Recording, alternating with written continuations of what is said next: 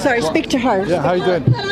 Why do you think we don't hear as much about Sudan as we do about Ukraine? I don't know because sometimes people not the media is not enough for that, and many political parties on that, and they funded by some people. Can I just say, what is happening here is the rape is not just of the women, it's also of men, also of children, going into people's home.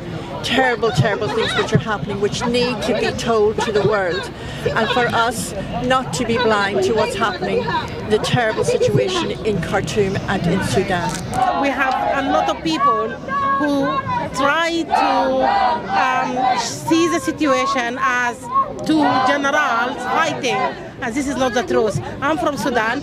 My family in Sudan, they have to flee under terrible circumstances. My sister is a doctor. She couldn't even take her certificates. They couldn't even take clothes. They have to leave their house. I know so many families. The rapid support forces, they will come to their house. They say go out. They may kill some, rape some women. For some houses, they keep them as hostage. They rape the women non-stop. They really kill some men. They ask people to cook for them. They take their cars. They take everything.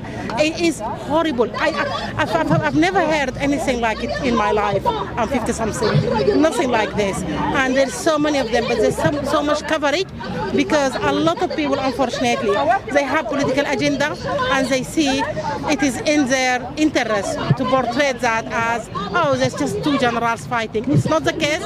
We are the Sudanese nation. We are really suffering, and the army is defending us, and this is his job. And this is not just two generals fighting. Is it true that the RSF used to work for the army? Yes, they were part of the army, and they were already in Khartoum because they were guarding, like the palace, guarding lots of places like petrol station and stuff.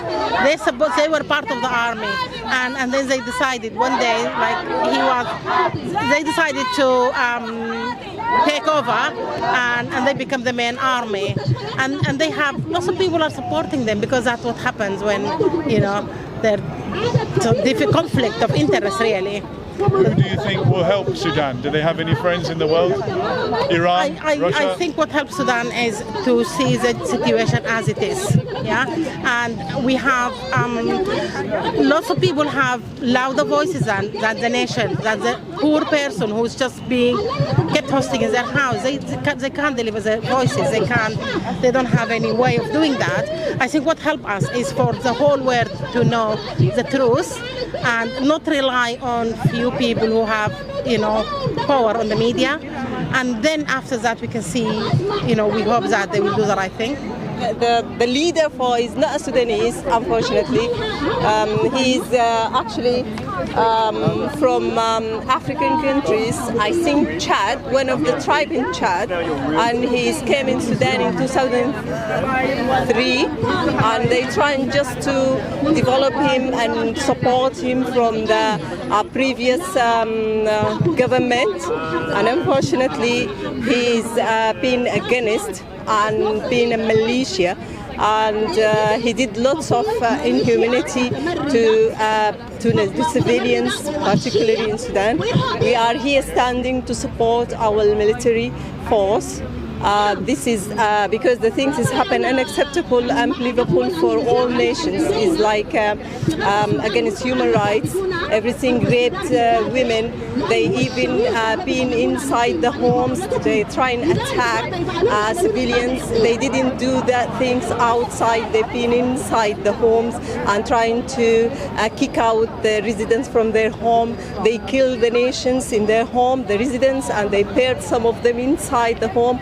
Unfortunately, this is really a catastrophic incident happening in Sudan, and we are here to stand to support military army in Sudan. This is really our nations. We are one nation, one army. Just we don't want to be with other.